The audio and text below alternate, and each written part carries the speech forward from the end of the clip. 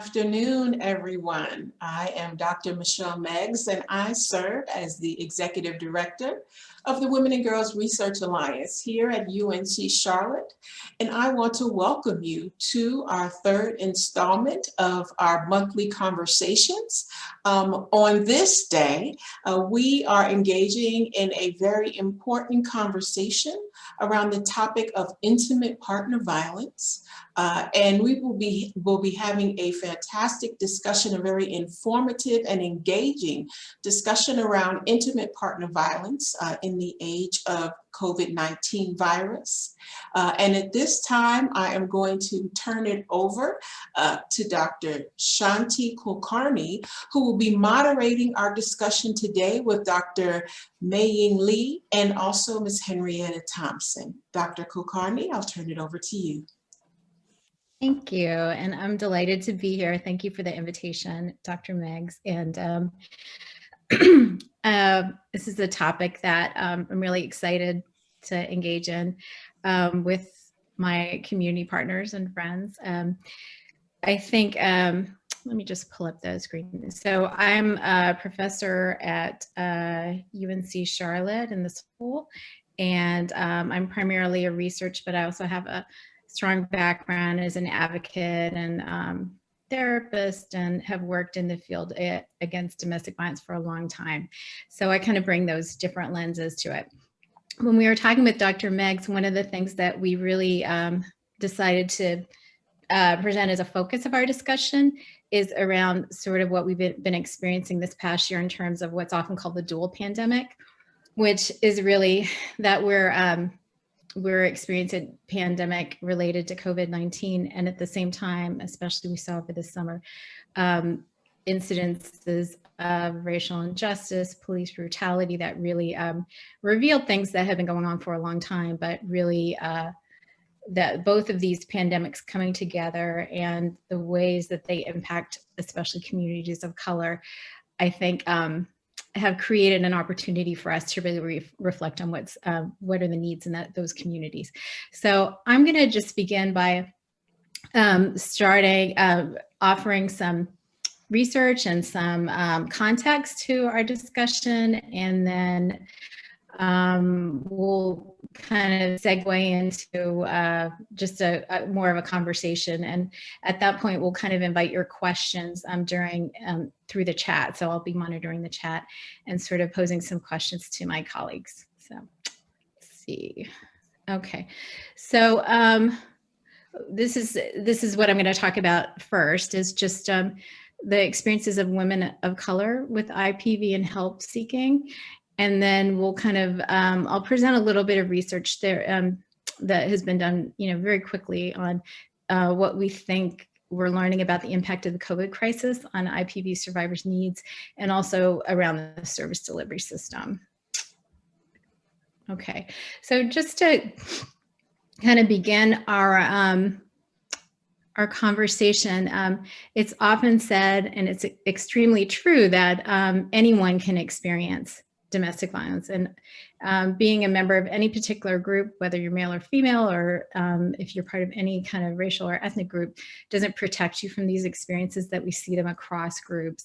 However, it's worth noting that for a variety of reasons, that communities of color are often harder hit by these experiences of domestic violence, and that has a lot, that shouldn't be misinterpreted to think like these are communities that are, inherently more violent. But I think we'll kind of be talking about this today, that when victims of domestic violence have less access to resources, if communities of colors are in highly stressful environments, that this can increase the risk for IPV, and also make it more difficult to access the things that would prevent it from getting worse, or put it into it. So I think like these statistics kind of reveal that already before even a pandemic, before anything else, that we're seeing more vulnerability to IPV in communities of color. So one of the things that many people don't know is you've maybe heard of the Violence Against Women Act that was passed in 1994. And that was sort of a game changer and really has been responsible for many of the services that we have now that weren't present before. However, it's worth like considering and noting that the Violence Against Women Act actually was part of a crime bill. And most of these funds are administered through the Department of Justice. So what it means when we talk about services, especially those that are funded through, that receive federal funding, that they tend to come with this criminal justice kind of framework around them. And those are the services that have really expanded the most. And those, because of what we know about law enforcement and community of colors, I think we really have to consider what that means for survivors of color.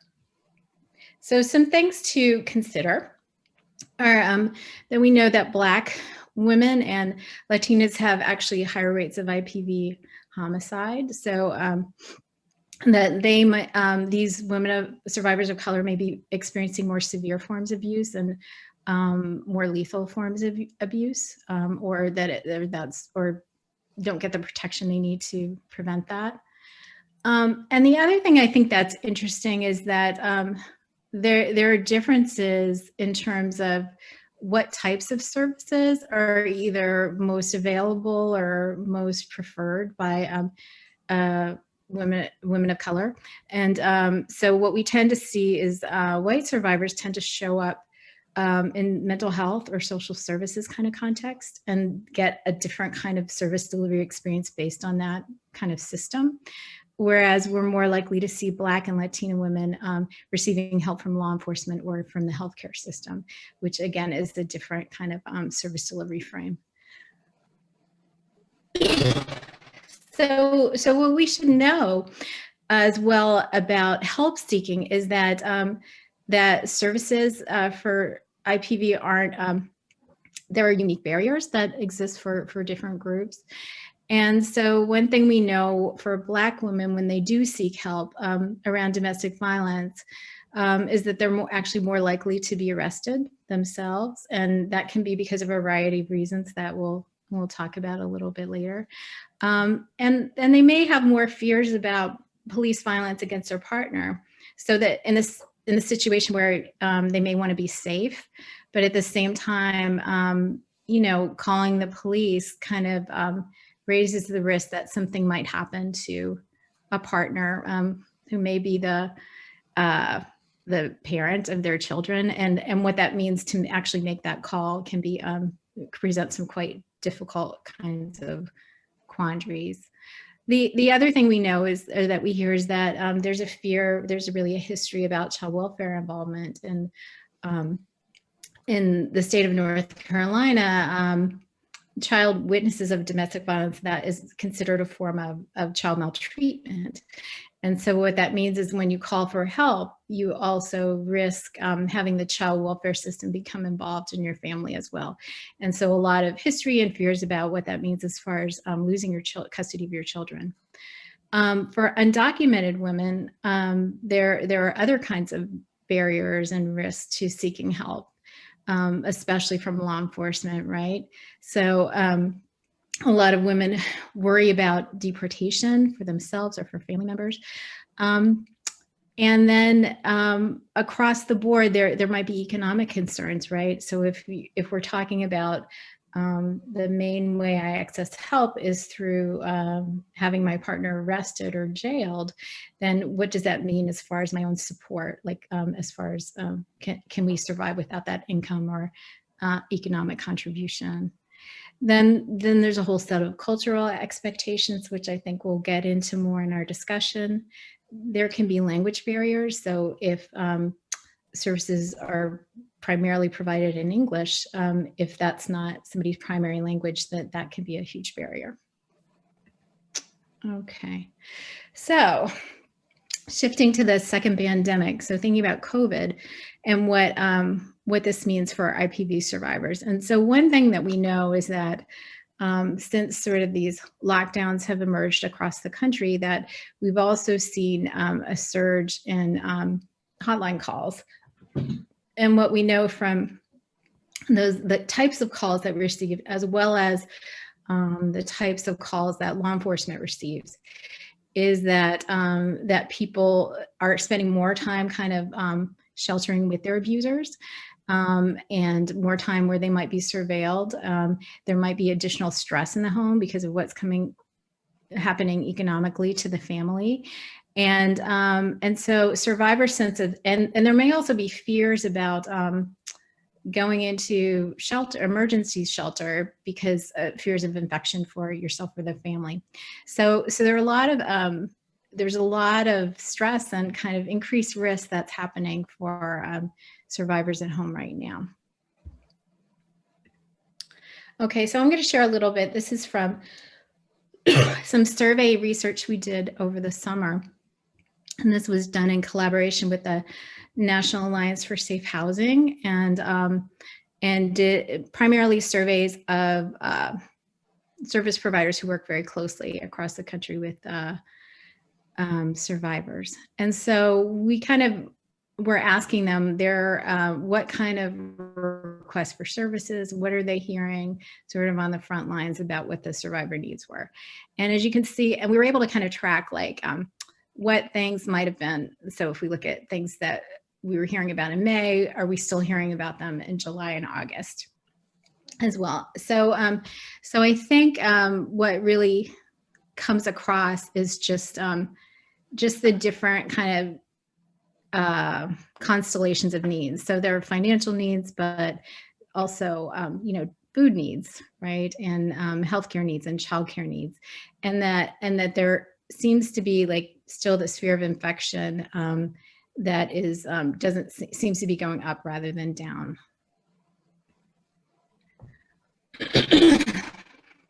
So I think in the space that I work a lot with housing and IPV. And so, this is something we're quite concerned about, but also, again, when we talk about survivors of color, we want to put that in the context of like this housing insecurity isn't new, right? So this is often many folks have, experienced housing insecurity before COVID, but with COVID, those concerns are really heightened, and that vulnerability is pretty heightened.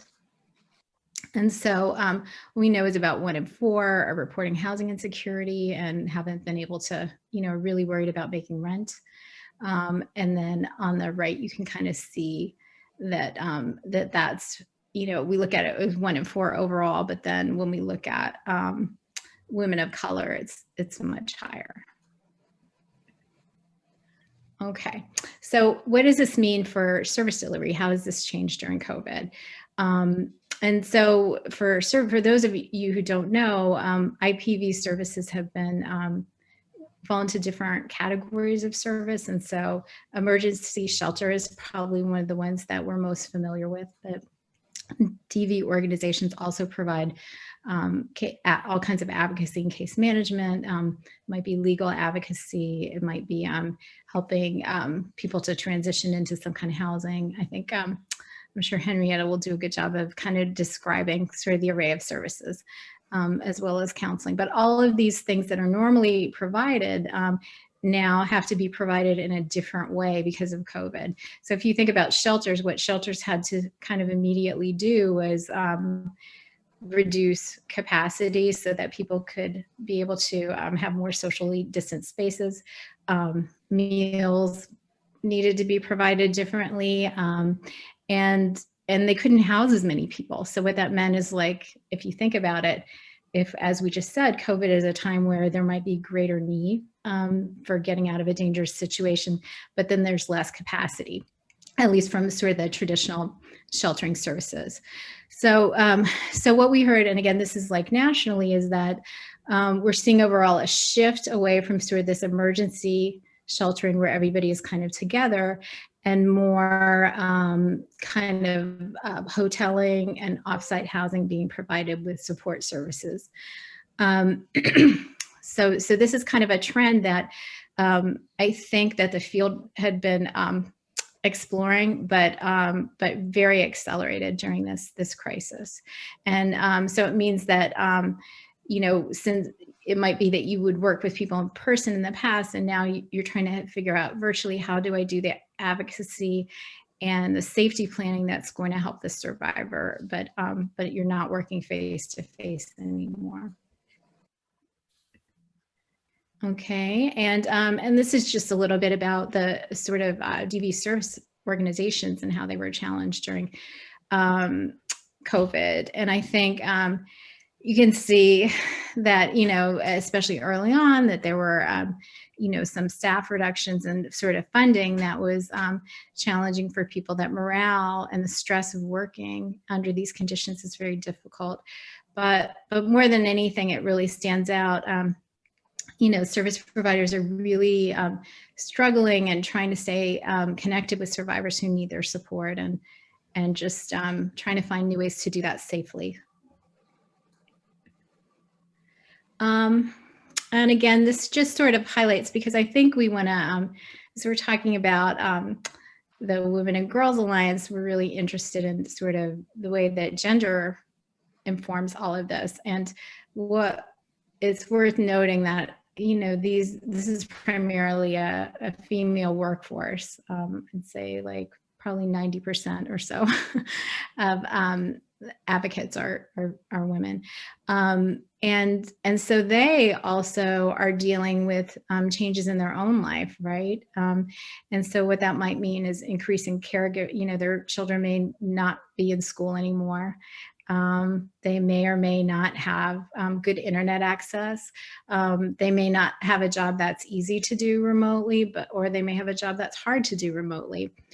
So all of these things is kind of affecting the service provider. So this is from a different study. So this is a colleague of mine who is actually at the University of Texas Medical Branch. And they did a small kind of immediate study where they looked at some similar things. But one of the things, I just like to think about this slide, because it talks about, they interviewed both survivors and also staff. And they talked about, like, what are sort of the safety strategies? How do you stay safer, like, in your situation? And I think it's worth really noting, like, that if we look on the right side, that staff are really suggesting hotline, encouraging the police to call the police, and offering these kind of things. But if we look at the flip side, you can see at the very bottom, calling police, an emergency shelter are sort of the lowest. And the things that they are looking for is like trying to keep the conflict down, and find creative ways to stay connected with people and supported by people. So I think what's really noteworthy in this is that it's worth considering as service providers.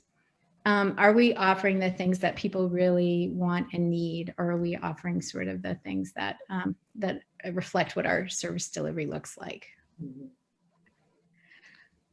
Okay, and so again, this is what survivors are saying they want in this sample, and I think this really resonates with some of the research I've done as well. Is that, you know, they want to, they're very isolated often, and they need that emotional support to really start taking back control and choice in their lives. So that is really essential. Often financial is just right up there. So having the right kind of resources, if they want to make a choice in housing, having those options, but legal issues, you know, managing parenting, all these things are important.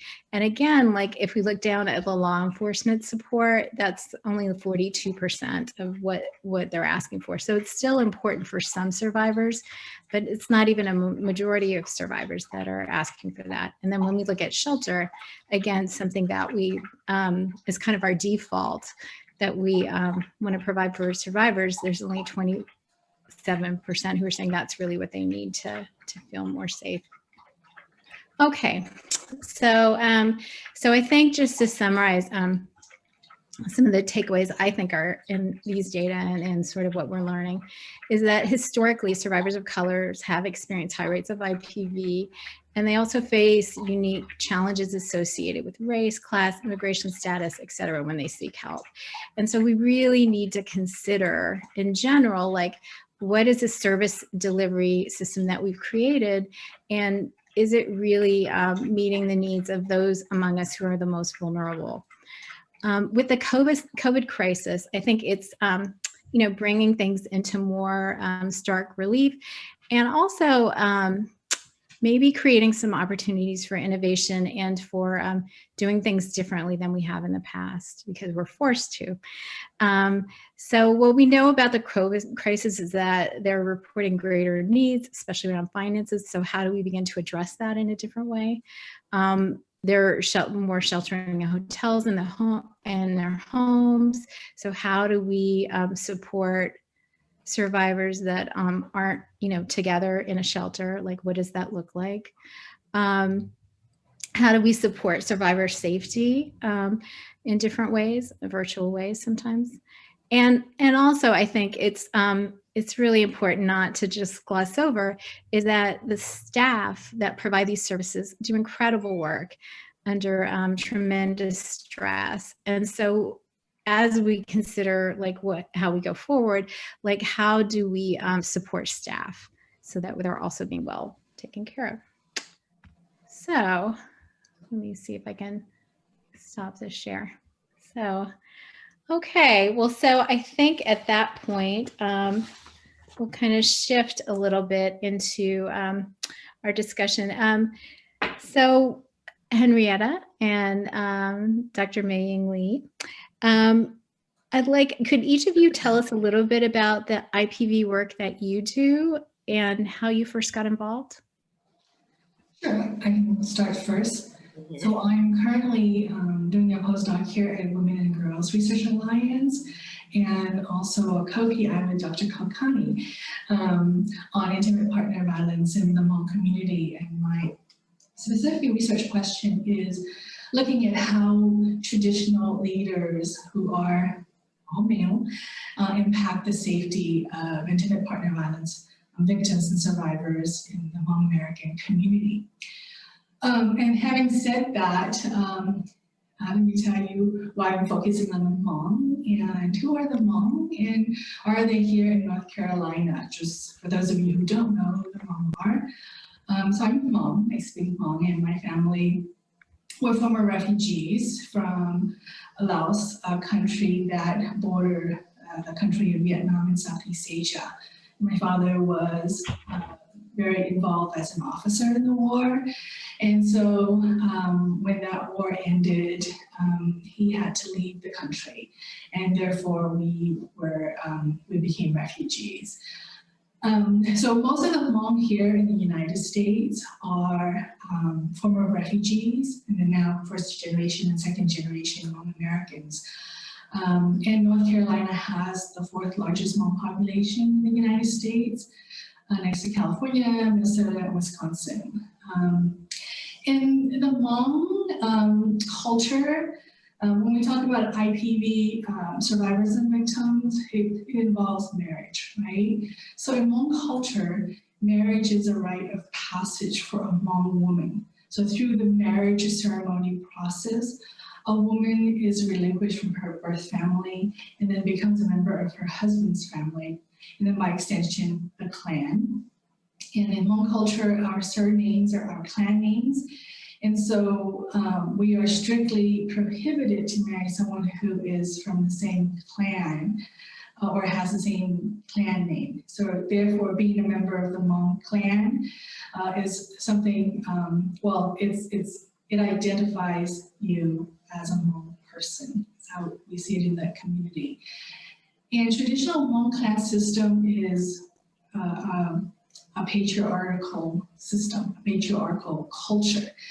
And the clan system includes leaders, what we call traditional or clan leaders, that are called upon to mediate and resolve conflicts between individuals, families, within clans, or inter-clan. And it mostly adheres to a group-oriented culture where the need of the group outweighs the need of the individual. So this is particularly challenging when we're dealing with IPV victims in the community because it's not very survivor-centered practice. Through Hmong culture, Hmong people also believe that they, in particular, the traditional leaders or the clan leaders, should handle most of their problems within the family, then in the clan, then within the Hmong community, between clan. So it's a system that has traditionally been very sexist if you're basing it from a feminist perspective, because women often are really not encouraged to speak for themselves, or that they can assist other women, especially if they're outside of the clan. And certainly no woman is at the mediation table or process as leaders.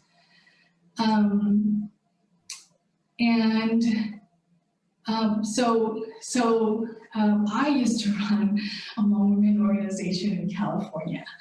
I talked about how California is home to one of the largest Hmong population in the US. And I also want to make a distinction between being a refugee and being an immigrant too. And I always talk about this because there's a huge distinction. Refugees usually leave war-torn zones in their old country. They have no resources. They, basically leave the atrocity and come to this country. Versus people who are immigrants who have more resources, are probably more educated, and they know exactly, how to get the resources and the connections. So for a lot of Hmong who came here as refugees, there was a lot of challenges. And so when we started working with the women, many of the problems that they encountered were domestic violence related. And henceforth, we had to deal with that cultural aspect of the clan mediation. And it was quite challenging. Being a women organization also meant that we were functioning outside of that traditional patriarchal system as well. But for us though, what kept us going was that we knew that the needs were great, and that if a woman came through our door, that we were her last resort. And there were many women that came through the door. So that kept our doors open and pushed us to provide the services. But still, for me, I had always, through all those years in dealing with all these women, really wondered how these traditional leadership systems really impact the safety of the women. And that is henceforth brought me to academia, brought me to research, and now we're doing this research project. That's wonderful, thank you. What about you, Henrietta? Can you tell us a little bit about the work you do and how you came to that work? Yes, so I have been working for Safe Alliance over 20 years. I'm gonna say 20 years plus. I started out as the Credit and Housing Counselor Manager. And so about 7 years ago, the agency revamped and we started focusing on trauma-informed services. And at that time, about 7 years ago, I became the Victim Advocate Manager for the Domestic Violence Shelter. Well, we were excited about this brand new facility. Some people think it's an apartment complex, but we were coming from a 20-bed facility to an 80-bed facility, and the facility can actually hold 120 people. That's because we have trundles under the beds to help serve the families. And that's how I came to know about intimate partner violence and survivors. So now I'm excited because Office on Violence Against Women, we always say OVW, but as you know, Dr. Shanti already explained about Office on Violence Against Women. They partnered with Community Support Services of Mecklenburg County and offered this transitional housing program. I was elated. It was just like it was Christmas for me, because this program, it can house survivors up to 24 months. And imagine getting a program where you're not being asked, where are you working?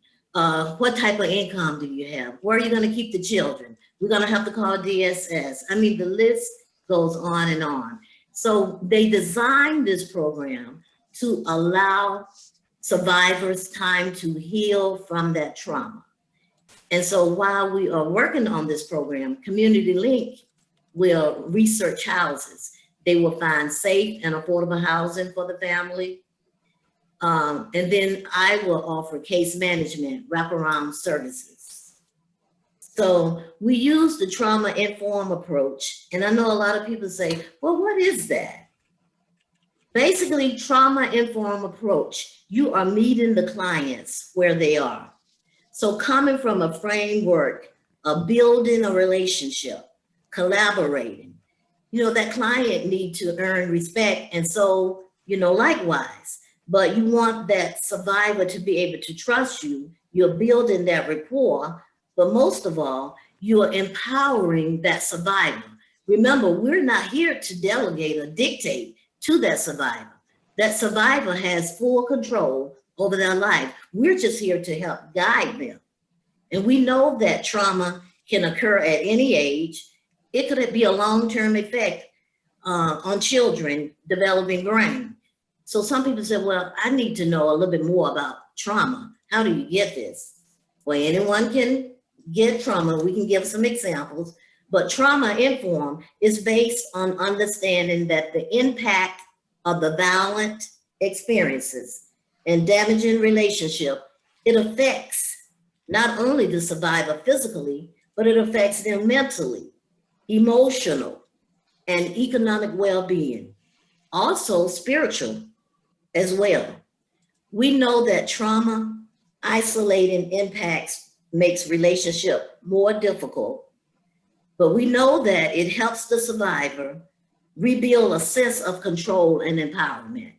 And that's the gist of trauma-informed. And so having said all that things, what's going through my mind is all these pandemics that's going on. Of course, we know domestic violence never stops. It's every day. But this is just adding fuel to the flame. But that's how I became to know about IPV survivors.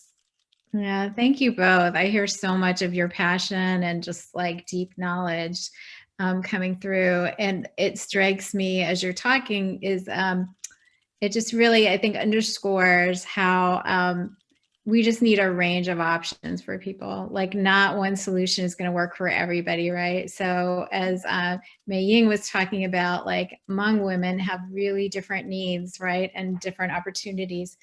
It sounded like you were saying, Mei Ying, if you go to a shelter, like you're kind of making an irrevocable decision, right? As far as your links with the community. And so the stakes can be really high. And so her research is so important because she's looking at how do we support women who are, are facing these particular choices. And Henrietta, just sharing about like, I think these programs are really new on the newer side of things, right? Only in the last 5 years, we've been looking at instead of like, the emergency shelter that is provided through our domestic violence shelter, like it's usually 30 days, 90 days, and that's it. And so that, as she pointed out with the trauma, that just isn't enough time for most survivors to be able to transition to any kind of real independence, right? Like there's the healing period, and then there's a lot of decision making. It's like putting a plan into place and having the support you need. And so I think when we think about how many survivors either don't leave or go back, like I think both of you really shed a lot of light on why that's the case often. And so I just want to add to your point about shelters. In my research, I've seen a shift to where before you couldn't go to shelter. It was like a no-no. If you go to shelter, that's the end. You get shunned from the community. you could never repair your marriage, etc. So it was really difficult for women to go to shelters. But also on top of that, when we think about culturally responsive care, a lot of these women have children, a number of children, and the diet is also, when rice is a staple, you go to a shelter, the diet there is not going to meet your need. And so some of those challenges, we saw how challenging it was for women to go to shelter when that was like the safest route for them. Absolutely. And I'm glad you brought up that cultural responsive aspect, because if you think about leaving in the middle of the night with your children who are also traumatized and coming to a place, and you're with a lot of people that you've not met before, a lot of other traumatized people, and you don't have the familiar food, and you don't have, the kinds of things that, give you a sense of comfort and home. Like, those little things aren't so little, and they really do matter. And it's, I think, important that we don't think about them as just extra things we do for people, but just the way we create a welcoming and healing environment for people who are seeking, life-saving shelter. So I want to ask both of you, how do you see the dual pandemic affecting survivors regionally, like either within our community, within our state? You may want to even talk more broadly about how it's affecting the Hmong community. And how is it affecting how people are either seeking support or not seeking support, or how support is being provided? Well, yeah, you point out a couple of things already, right? That during this time, some people actually are pretty much living with the abuser. So, that safety is not as secure. And then I think for the Asian community here, in the Hmong community here in North Carolina, is that many of the women are in these jobs that are frontline essential workers. And so they are impacted by the prevalence of the disease and increasing caseload. So I've personally known a few people who have contracted COVID through their work and then through the community. So this is one of those situations. But it's also, like you said, this is a dual pandemic, and we have to remember that and put a priority on the fact that women has always had this as a pandemic.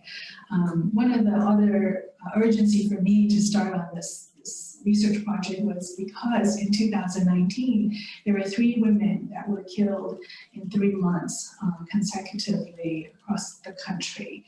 Murder-suicide, domestic violence, intimate partner violence cases. And that's just 1 year. And throughout the years that I've worked with, we've just seen a disproportionate number of Hmong women that were killed by their partners. And so that is one of the urgency for me to look at how the community can respond, and in particular, these traditional leaders who have such an important role in mitigating the violence, but also what do they do about safety for victims and survivors. Yeah, and I guess, just kind of highlight that I think what a pandemic means for Asian Americans or Asians who are living in this country, that we've seen an increase in violence against that community because of the coronavirus coming from China, and just the misinformation about that. And then I think, Henrietta, probably you may see things in the African American community about how survivors may be feeling about reaching out for police help from the police, and what kind of dilemmas they're experiencing. Right, so domestic violence, I always tell people, was a global pandemic long before COVID-19. Now, having said that, in Mecklenburg County, domestic violence hotline calls increased by 29%. And the latest stats that I received, 14 victims have died, survivors, domestic violence victims have died from this pandemic. So victims are facing a unique set of challenges just to their safety and their well-being. We know that domestic violence increases for some women, and usually it could be associated with the lockdown orders. It's very difficult for the victim to escape and seek safety. We already know statistics shows us during major holidays that the violence definitely increase. And that's because families and we're spending more time together. But we had to get creative because we have to have the client safe, and we have to think about the staff. We're thinking about the pandemic, the CDC guideline, and not to mention this systemic racism. Everything just intertwined, makes it even worse. But we joined forces with Mecklenburg County Supportive Services, and they put half of the families into hotels, ensuring that we can get that physical distance. We had to do that in order to help the remaining families in the shelter because we have limited programs. And it is definitely challenging because of the physical distance, but we're operating on a limited crew, and we're trying to educate the staff and the survivors on how to wear the mask. Please wear the mask, please social distance. But the great news is that our survivors have access to clinicians from Mecklenburg County. They can speak with them over a program that we have called CYPH, C-Y-P-H. And that program, it does voice and video calling and also chat, because we are trying to limit as much contact as possible. But yes, it is very challenging. African American women, you know, they have a double standard there because, first of all, let's be real, the African American, they already have so many personal barriers when it comes to calling the police or talking to the community. So, you know, the goal is to be able to have the community, partners, everyone come together and truly, truly learn about trauma-informed and just believe in the survivor. Yeah, I think that's so helpful what you're both saying, and just to piggyback onto what you said about law enforcement, I think depending on what community you come from, like law enforcement may be seen as something that helps or something that is not there to help you, is not your friend, and I know that one of the challenges that survivors have with housing and employment often is because Black women are also more likely to be caught up in the criminal justice system much more than white women. And so those kind of barriers. So if, for example, if I have charges against me, outstanding charges, like my fears about calling the police might be that because I'll be arrested as well. And then what's going to happen to my children and what's going to happen to that situation. So it's really can be, I mean, every situation is very unique, but there can be really complicated decisions that folks have to make that we wouldn't normally think about it unless we were kind of taking this larger view about what those choices are. Even the families that participated in the Transitional Housing Program, we had that program 2016 through 2019. And so it gave the families time to, some people got a GED. One young lady is going on to get her RN. And I also helped them with employment. So she started working at Amazon. Amazon said they would pick up the educational piece. Also, Atrium Healthcare is one of my largest, supporters. They try to help clients get on the pathway to education. But think about it, that those 3 years, the clients and the children, they were doing so well. When the pandemic hit, the children couldn't go to school. Therefore, the survivors lost their jobs. And then DSS come knocking on the door. Of course, they're about to lose their home. One young lady, I think she ended up owing $7,000 on the verge of being exited from that house. Thank goodness some funding came available and it paid her rent through September. But I just got a call from the young lady and she said that her lease will be ending in December. Her rent is all caught up, but the landlord doesn't want to work with her. Now, she's been a great role model, but I guess they're afraid that, well, the funding is gone from the Transitional Housing Program. She couldn't keep it up. And they're not looking at the clear picture. She was working, but she had to stop working because she has little kids and you cannot leave the children alone. So it's just a never ending cycle. I would just love to see a magic wand wave and we have resources and the education to follow. Sure. I think to your point, what it really makes me think from a policy perspective is how, you know, there are a lot of universal policies that would help everybody, right? This situation, like if with childcare supports, with healthcare supports, that it just the lack of a safety net for folks is really means that things, if you just like you lose one string of that, right, like it all kind of falls apart. I just want to say one last thing about law enforcement, though, Shanti, is that in our community, just with many other communities of color, that law enforcement really has to work harder at building trust and being culturally responsive. Because in my research, the leaders who are at the table are really emphasizing this. We don't like the police, but we're willing to work with the police. And I think, that was a really important point in that we need them in order to help the women who go back to the community, but they don't trust the police. And the police is also someone who protects or help with the safety of the women. So how do these two entities, and they have their own authority in their own right, work together so that they can provide safety for that victim? Yeah, that's such a good point, because I think without that cultural knowledge, there can be a lot of misunderstandings about why people make certain choices or why people behave in certain ways. And there could be a lot of judgments and biases that can come out of that. So, yeah. All right. Well, I want to invite any questions I didn't mean to cut you off. Any questions on the chat as we're, so please pop those in if you have questions, but go ahead, Henrietta.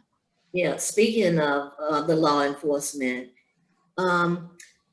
survivors have personal barriers to calling the police, and they don't want to interact with the police because those barriers could include not wanting to get the police involved due to privacy, when we know that it could be privacy, but they are ashamed. They don't want the family members, they don't want the church members or the neighbors to see. A lot of survivors, or victims, I should say, they fear calling the police because of retaliation. That is one of the number one. They fear retaliation from that abuser. And can you believe that some of the abusers, friends and families participate? And for women, and we know that women and men are both, IPV survivors, but women are so afraid because they want to protect their children. In the words of survivors, they say, I'm afraid that my husband will talk his way out of this trouble. And then I'm gonna end up in dangerous situation even more. I'll get deported. And they say, I'm afraid to make situations worse. My abuser, when he get out of jail, he's gonna come back and make good on that threat. Or I'm afraid to even call the police. And if they do take him and put him in jail, he's gonna come out and try to take my children. So you're right, it's a lot of systemic going on there. And to be honest, I have been a victim advocate manager for years. And throughout my course here, there have been clients have gone down to the courthouse to get a restraint, to apply for a protective order. I get a call the next day, they're in jail, locked up for something that the abuser lied on them, or it could be maybe tags, numerous of things. So yes, Black people do have reservation about working with law enforcement. They would try every other option before contacting the police unless it's time to call 911. Yeah, thank you for that. That's very powerful. We had a question come in from the chat, a really good question about power and control. So one thing we didn't talk about, but people who are familiar with the dynamics of intimate partner violence know that control can be maintained. It's all about control. The violence is just one means to that control. So control can look like emotional control. It could be economic control. It could be sexual abuse. There are many ways that abusers can try to control their partners. So have you noticed during COVID that there's been different patterns of this, or any unique patterns, or anything you want to comment about that? I think one of the challenge right now is that it's too early and that we haven't really had much time to study a lot of the impact that COVID would have on intimate partner violence victims. But that's nothing new. I would not be surprised at the impact that it would have on intimate partner violence victims, and that to be in that situation, you most likely already face that power and control situation. Yeah. And did you have anything you want to add to that? Yes. Just passing through, the client care specialist will get the hotline call if it warrants safety.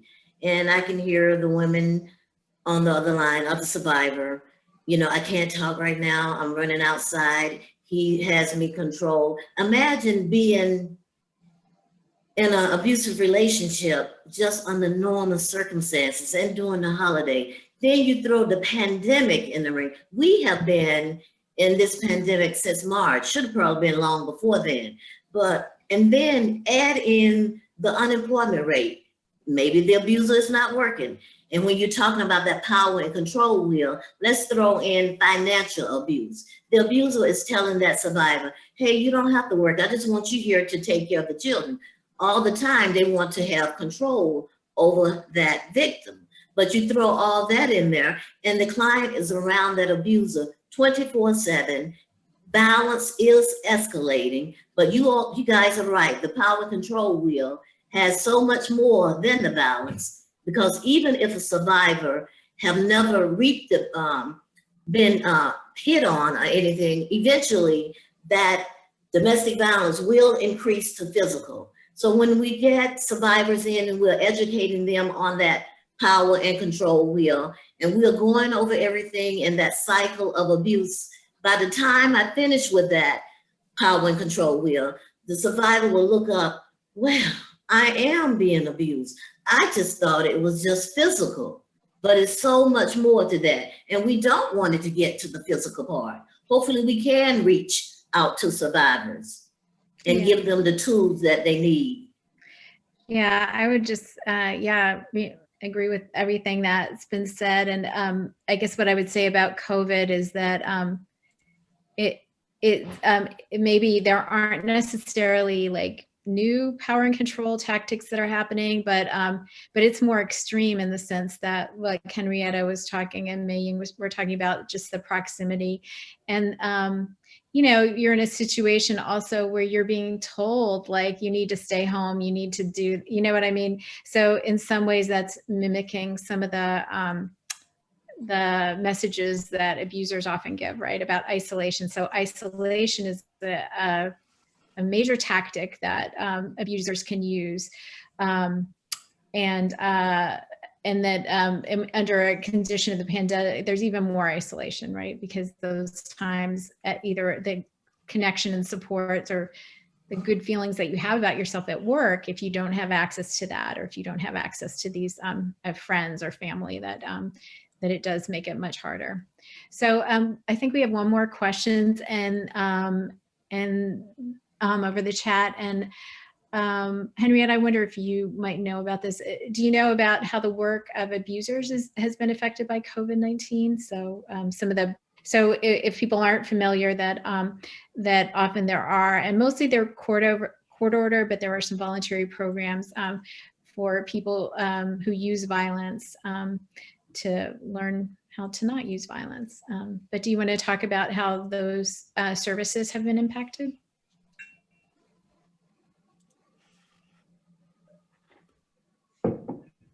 I think you might be muted. Muted. That's okay. Yeah, so you're talking about services offered to perpetrators for, Yeah. okay, yeah, so, yeah, they're still up and running and active. I would say that it has increased just by looking at survivors that make it to the shelter. I see a lot of extra physical abuse with broken legs, which these things are not uncommon. It's just, it has increased.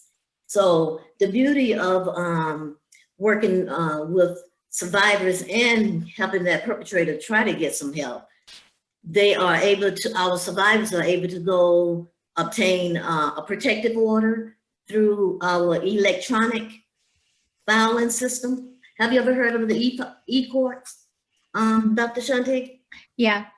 Okay, yeah, so that's like a one-stop shop. It gives you faster service for that victim, and it's not on the courts, but the judge will go ahead and get everything ready, and they will make sure that abusers, especially if the police call out and they are arrested, will be able to get that, give them the information that they need so they can have the court order and then get a year-long extension for the survivor to make them feel safe. So yes, it's still going on and it is increasing, but they're having to be creative because we are having to be creative, and Mecklenburg County.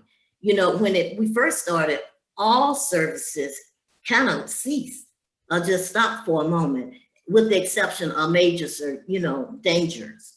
But we're hoping that everything is coming back around and places are starting to open up and put measures in. And with this upcoming resource center, survivors will be able to have a one-stop shop where they'll get their legal work. The victim advocate will see them from the beginning to end, all off-site of the courts system.